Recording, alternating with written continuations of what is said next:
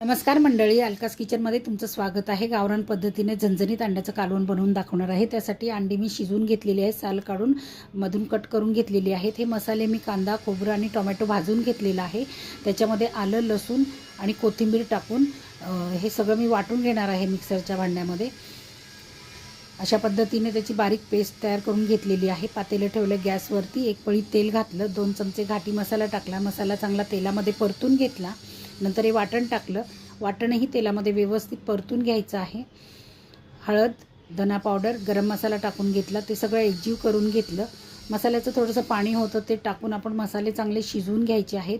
मसाले चांगले शिजलेले आहेत, आपल्याला रस्सा किती हवा त्यानुसार पाणी त्याच्यामध्ये टाकायचं आहे।